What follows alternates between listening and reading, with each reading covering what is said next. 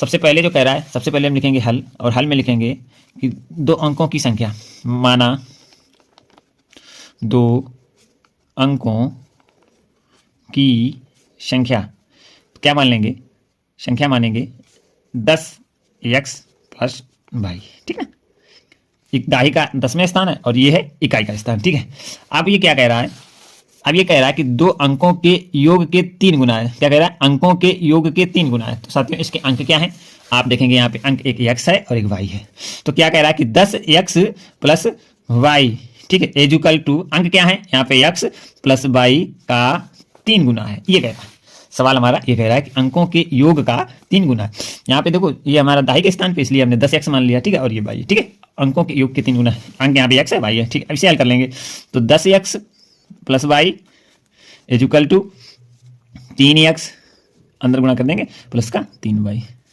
देखो x के x एक तरफ और y का y की एक तरफ, क्या करेंगे यहाँ पे निकल के आएगा 10x minus 3x equal to 3y minus y। यहाँ पे आप निकालेंगे तो निकलेगा 7x इक्वल टू 3 से 1 जाएगा तो 2y। तो यहाँ से x का मान कितना निकल सकता है, तो आप कहेंगे 2/2y/7, ठीक है। यहाँ से हमने x का मान निकाल लिया और ये हमारा समीकरण 1 बन जाएगा। क्या होगा, ये हमारा समीकरण 1 बन जाएगा। इसी प्रकार साथियों अगला जो दूसरी कंडीशन है उसे पढ़ेंगे। दूसरी कंडीशन क्या कह रही है कि संख्या में, आप यहाँ पे देखेंगे, कह रहा है कि संख्या में 45 जोड़ने पर प्राप्त संख्या में 45 जोड़ने पर प्राप्त संख्या में अंकों के स्थान का क्रम पलट जाता है।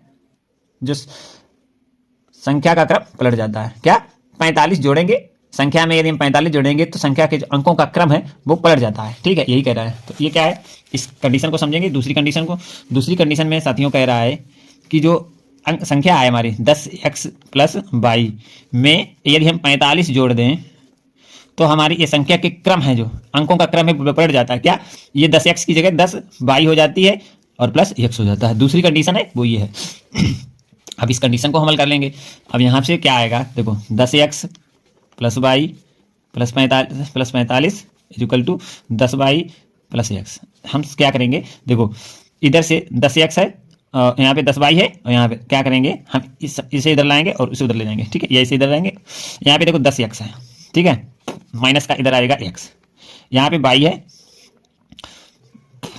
प्लस की, इधर आएगा तो माइनस की 10y हो जाएगी, ठीक है, इक्वल टू आप कहेंगे माइनस का 45 हो जाएगा, ठीक है। इतना आपको समझ में आएगा, इधर प्लस का था इधर माइनस का चला गया, ठीक। अब इसे हल कर लेंगे, देखो कितना आएगा, तो पहले कहेंगे कि 9y आएगा और यहाँ पे भी माइनस का 9x आएगा, ठीक है, 9x आएगा। अब आप कहेंगे कि इसमें भी माइनस का 9y आएगा, माइनस का 9y आएगा, और यहाँ पर जो आएगा माइनस का 45 आएगा, क्योंकि इधर प्लस का है उधर जाएगा तो माइनस का हो जाएगा, ठीक है। इसको हम इस प्रकार से भी लिख सकते हैं, कैसे, वो 9x, या ऐसा भी बना रहे कोई दिक्कत नहीं, या कंडीशन एक ये 9x minus 9y equal to plus 45 equal to 0। ये हम समीकरण 2 मान लेंगे, ठीक है। दोनों कंडीशन क्लियर हो गए। अब हम क्या करेंगे, यहाँ पे करना ये है कि हमें मान रखना है इस समीकरण में x का। देखो यहाँ पे हमने जो मान निकाला था तो कितना निकला था, x बराबर 2y/7। चलिए इसे हल करेंगे, तो x की जगह पे रख देंगे, x की जगह पे इसका मान रख देंगे तो कितना आएगा, तो आप कहेंगे कि 9x की जगह पे आए इंटू 2y/7, ठीक है, माइनस 9y, और इसे उधर ही ले जाओ, माइनस का 45 रखो, ठीक है। यहाँ पे मान रखा हमने, इसे 3 मान लो और इसे 2 मान लो, ठीक, कोई प्रॉब्लम नहीं। यहाँ पे हमें y का मान निकालना है बस कुल मिला के। तो y बराबर यहाँ पे कितना आया, तो आप कहेंगे 7 आ जाएगा, y बराबर कितना 7 आ जाएगा, ठीक है, y बराबर 7 आ जाएगा, क्योंकि यहाँ 45 से 45 कट जाएगा, 7 आ जाएगा। अब y का मान यहाँ पे रखेंगे, कहाँ पे, यहाँ पे रखेंगे, समीकरण 1 में y का मान रखेंगे, तो यहाँ पे कितना है, यहाँ पे आप देखेंगे x बराबर 2 गुणे 7/7, 7 से 7 कट जाएगा तो x बराबर हमारा 2 निकल के आ जाएगा।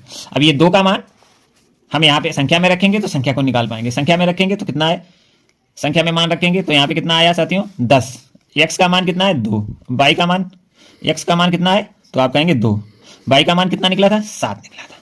तो 20 + 2 बराबर 20 + 7 बराबर 27 संख्या हमारी निकल के आ गई, ठीक है। हाँ आपका ऑप्शन सही है, 27 आंसर इसका राइट आ जाएगा, ठीक है। यहाँ पे मैंने इसका जो एलसीएम था वो नहीं लिया था, एलसीएम का यहाँ पे गुणा कर देंगे और 45 से 45 को काट के y का मान 7 निकल के आ जाएगा, ठीक है। आशा करते हैं ये प्रश्न आपको समझ में आ गए होंगे। दोनों शानदार प्रश्न थे, बहुत ही महत्वपूर्ण। चलेंगे अगले महत्वपूर्ण प्रश्न की तरफ। साथियों जो भी साथी हमारे साथ इस समय लाइव सेशन में जुड़े हैं, यदि उनको ये अच्छा लगा तो हमारे चैनल को सब्सक्राइब और वीडियो को लाइक जरूर करें, साथ ही शेयर करें अपने साथियों के साथ। चलिए साथियों, अगले महत्वपूर्ण प्रश्न की तरफ चलेंगे और समझने का सभी साथी प्रयास करेंगे। क्या क्या कह रहा है कि यदि x का 10% y के 20% के बराबर है तो x अनुपात y का मान क्या होगा। आइए साथियों, इसे समझने का प्रयास करिए और आप लोग इसका आंसर कमेंट के जरिए हमें बताएंगे। साधारण सा सवाल है तो सभी लोग इसे हल करेंगे और बताने का प्रयास करेंगे। सबसे पहले क्या होगा, हम लिखेंगे हल, और हल लिखने के साथ ही हम इसमें दिया है वो लिखेंगे। क्या लिखा, x का 10% इक्वल टू y का 20%। आप लोगों को प्रतिशत का मान मालूम है, x इंटू 10/100 कर लेंगे इक्वल टू y इंटू 20 का भी 100 कर लेंगे। आप लोगों को मालूम है इन 0 से 0 और इन 0 से इन 0 करने, तो क्या आएगा x/10 इक्वल टू 2y बटे यानी कि 10। एक कंडीशन और है, इसे हम कैसे कर सकते हैं, 10 से 10 को उड़ा देंगे, कोई प्रॉब्लम नहीं होनी चाहिए। और 1.2 आंसर आप बता रहे हैं, बिल्कुल सही होगा। कैसे, देखो x अनुपात y equal to x/y equal to 1/2, यानी कि x अनुपात y बराबर 1/2 राइट आंसर है। और ये प्रश्न का हल आपको समझ में आ गया होगा। 2/1 यहाँ पे 2/1 1/2 x अनुपात y, y बराबर 2x, यहाँ पे 2y है। अगर हम इसका गुणा करेंगे इधर लाएंगे तो ये बटे में चला जाएगा, तो x आधा है y दुगनी है, x आधा है, x आधा है। आप समझ लें, यहां से समझें, देखो यहां पे 2y है,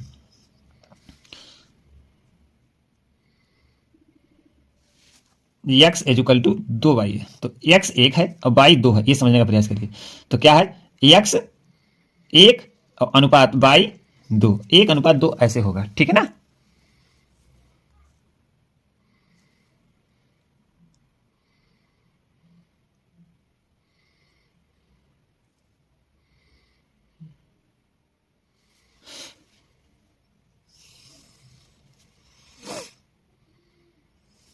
ठीक है ना, इसे समझो, पहले से समझो, समझ लिया, ठीक है।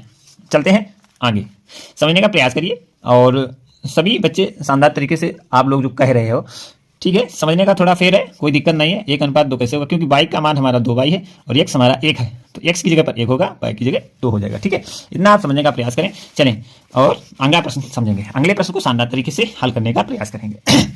कह रहा है, एक काइनेटिक होंडा बाइक का अंकित मूल्य 33,600 रुपये है। फुटकर विक्रेता ने होली के अवसर पर 16% छूट का प्रस्ताव रखा। ग्राहक को बाइक की कितनी कीमत चुकानी होगी। तो ग्राहक को बाइक की कितनी कीमत चुकानी होगी, इस पे चर्चा करेंगे और शानदार तरीके से इसे समझने का प्रयास करिए। साथियों, आप देखेंगे जो इसका अंकित मूल्य है, पहले उसे लिखते हैं। सबसे पहले लिखेंगे हल, क्या लिखेंगे, हल, और हल के बाद लिखेंगे अंकित मूल्य। ठीक है, अंकित मूल्य हमारा है 33,600। ठीक है, हेलो भैया, स्वागत है आपका। तो अंकित मूल्य आपको दिखाई दे रहा है। इसके बाद छूट की बात की गई, तो हम लोग छूट जो हमारा है वो कितना है, 16%, इतना आप समझेंगे। तो ठीक है, अंकित मूल्य हमारा है, तो हम 33,600 का 16% निकालेंगे। ठीक है, आपको बिल्कुल पहचाने क्यों नहीं, आप लोग हमारे साथ जुड़ते रहे हैं और आज जुड़े हैं तो आपका स्वागत है। और आप लोग रोज जुड़ें तो आप लोगों को महत्वपूर्ण जो हमारा सिलेबस चल रहा है उस पर आपको समझेंगे, जानेंगे भी। तो साथियों, ऐसा नहीं है, आप हमारे साथ जुड़ेंगे, बहुत शानदार प्रश्नों की श्रृंखला लेकर हम आप लोगों के लिए हाजिर होते हैं। यदि आप लोग हमारे साथ हमेशा जुड़ते रहेंगे तो आपको निश्चित ही बहुत ही कुछ सीखने को यहाँ पे मिल जाएगा। मैथमेटिक्स का शानदार किसी भी प्रतियोगी परीक्षा को आप क्रैक कर पाएंगे यदि हमारे द्वारा बताए गए प्रश्नों को आप समझेंगे, पढ़ेंगे और अपने सिलेबस में उतारने का प्रयास करेंगे। बहुत ही शानदार बुक्स हमने मंगवा के रखे हैं आप लोगों के लिए। और जो भी हमारे प्रश्न श्रृंखला है, जो भी प्रश्न है, हमारे साथ 5:30 बजे सुबह 6:30 के बीच में जुड़े सभी साथी, और अपने दोस्तों को भी ये शेयर करें। तो हम लोग चलेंगे और इसका आंसर निकालने का प्रयास करेंगे। और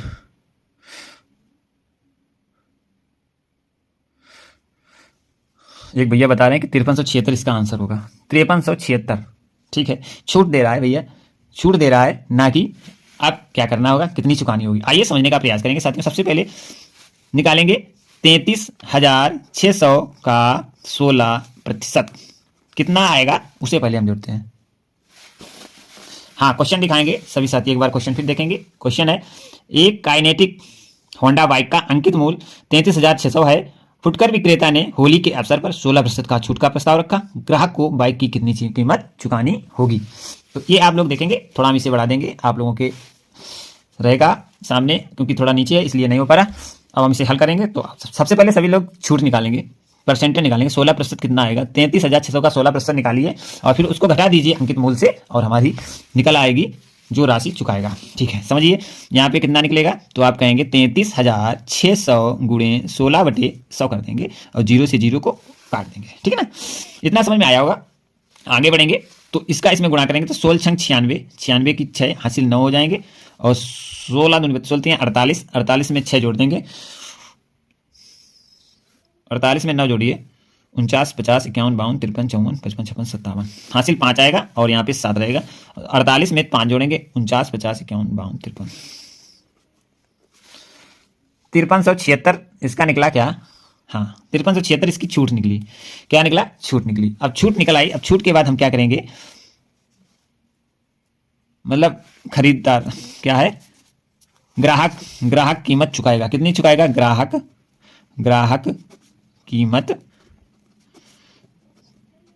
चुकाएगा। कितनी चुकाएगा? 28,224। बिल्कुल सही है, क्योंकि हम क्या करेंगे, 33,600 में 5376 को घटाएंगे और तो 28,224 राइट आंसर हो जाएगा साथियों। आशा करते हैं ये प्रश्न सभी भाइयों को समझ में आया होगा। चलेंगे अगले महत्वपूर्ण प्रश्न की तरफ। अगला महत्वपूर्ण प्रश्न आपके लिए बहुत ही शानदार है साथियों। शानदार प्रश्न आपकी स्क्रीन पर आ चुका होगा, सभी लोग पढ़ेंगे और इसका हल निकालने का प्रयास करेंगे। क्या कह रहा है? 3 संख्याओं में दूसरी संख्या पहली संख्या की 2 गुनी है और तीसरी संख्या की 3 गुनी है। यदि तीनों संख्याओं का औसत 44 है तो सबसे बड़ी संख्या क्या होगी? सभी साथी इस प्रश्न को पढ़ें और समझने का प्रयास करें। इसका हल संभवतः क्या होगा उसे भी समझने का प्रयास करें। हमारे साथ बने रहेंगे तो इसका आंसर हम आपको निश्चित ही शानदार तरीके से बता पाएंगे। 3 संख्याओं में दूसरी संख्या पहली संख्या की 3 गुनी, पहली संख्या की 2 गुनी और तीसरी संख्या की 3 गुनी है। आइए कैसे हल होगा समझेंगे, समझने का प्रयास करेंगे। सबसे पहले 3 संख्याएं हैं, उसमें से दूसरी संख्या है वो पहली संख्या की 2 गुनी मान लेंगे। देखो क्या मानेंगे, यहाँ लिखेंगे हल, और हल में लिखेंगे माना दूसरी संख्या, क्या दूसरी संख्या कितनी मान लेंगे? x। कितनी मान लेंगे? x। अब क्या कह रहा है, दूसरी संख्या से पहली संख्या कितनी है?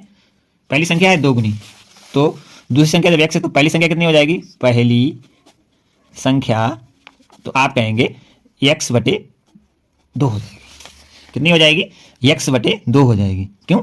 क्योंकि पहली संख्या है, जो दूसरी संख्या पहली संख्या की 2 गुनी है, तो ये x। और इसी तरीके से तीसरी संख्या कितनी हो जाएगी?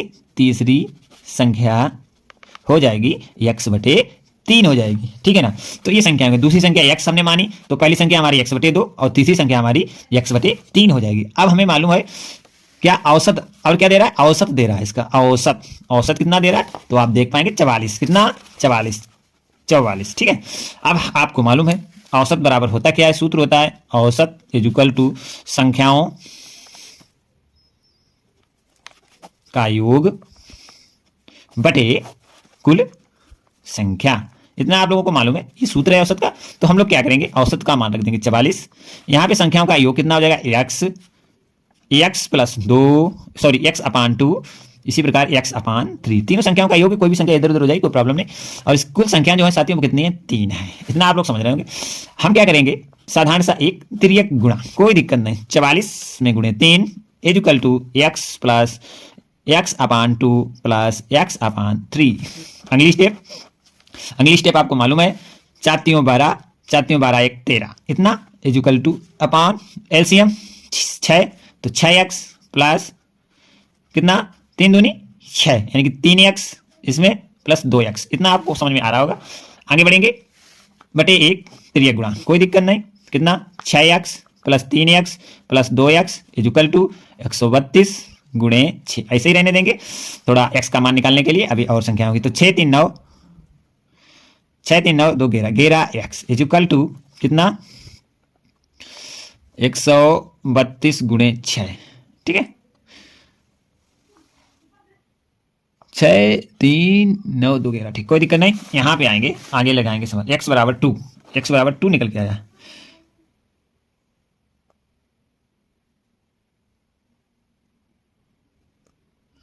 x बराबर 2, चलिए कैसे याद आया। यहाँ पे कितने हैं, 132 गुणे 6 है,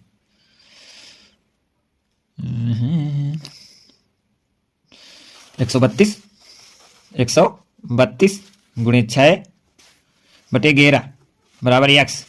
कोई दिक्कत, कोई दिक्कत नहीं, गलत है। चले, एक बार गलत है तो 3 दूनी 6 होगा, एलसीएम 6 आ जाएगा, तो यहाँ पर 6x हो जाएगा, ठीक है। यहाँ पर इसमें आप समझते हैं कि यहाँ पे 3x हो जाएगा और यहाँ पे 2x हो जाएगा, तो 3 और 2 5 और 6 11 होगा, तो गलत होने की क्या संभावना है, देखते हैं। 11 एकन 11, 11 एकन 11, कितना बचेगा, 2 बचेगा, 22 होगा। अब 11 दूनी 22, 2 गुणे 6, इससे ये काट देंगे, तो 11 एकन 11, 2 बचा, 22 हुआ, 11 दूनी 22 बराबर x। तो आप समझ पाए होंगे। अच्छा मेरा आपका कोई बात नहीं, यहाँ पे आप देख पाएंगे कितना निकला, x इक्वल टू 12 छंग 72, x बराबर अपना 72 निकला है ना, कोई दिक्कत नहीं।